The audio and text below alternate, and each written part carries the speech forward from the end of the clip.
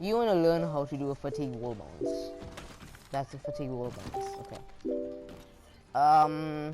The first thing you need to do to execute a fatigue wall bounce is do a fatigue jump. Okay. Look in my height on my jumps I'm getting. My first jump is about that height. Like I can see the dummy's leg right there, right? But then all the jumps after my first jumps aren't as high as the first one. Those jumps are called fatigue jumps, right?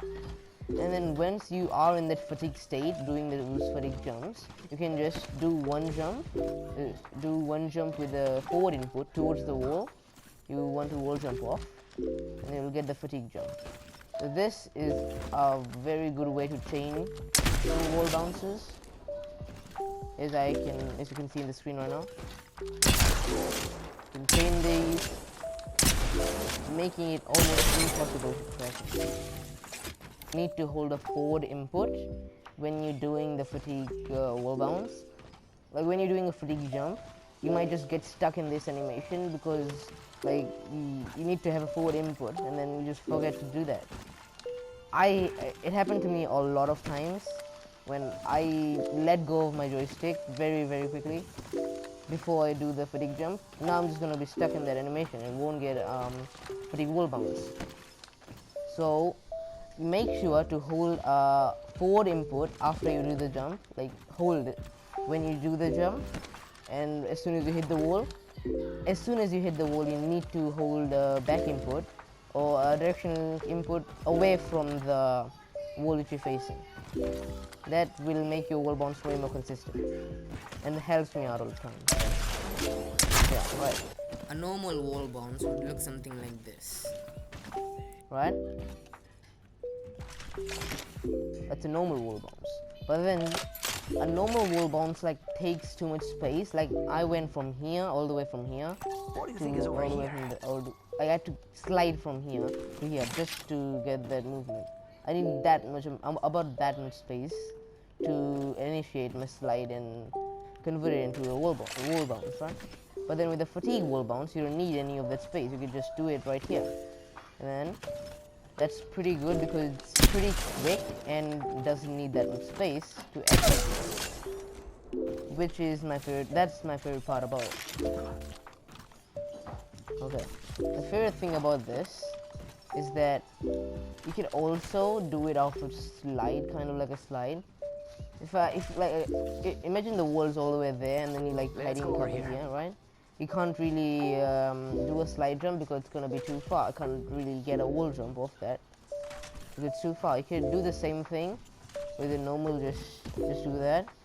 You can get a fatigue wall bounce from that, which is very good and just very unexpected, right? And another thing is that you can also get a fatigue wall bounce while you bunny hopping.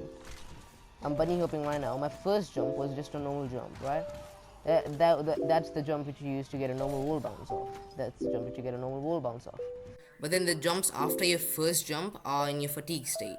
So when you're doing the bunny hopping, you are gonna get a state where you can do the fatigue wall bounce. So you just need to continue doing the bunny hopping, and then when you're ready, you need the wall, then just let go of your crouch button, and then as soon as you're standing, you can just jump and stick to the wall and then do a wall bounce. So the point I'm making here is you don't need to be in the standing position to do a fatigue jump, but you do need to be in a standing position to do a fatigue bounce. So yeah. Okay. You can also use this movement technique to do kind of a 180-degree wall bounce.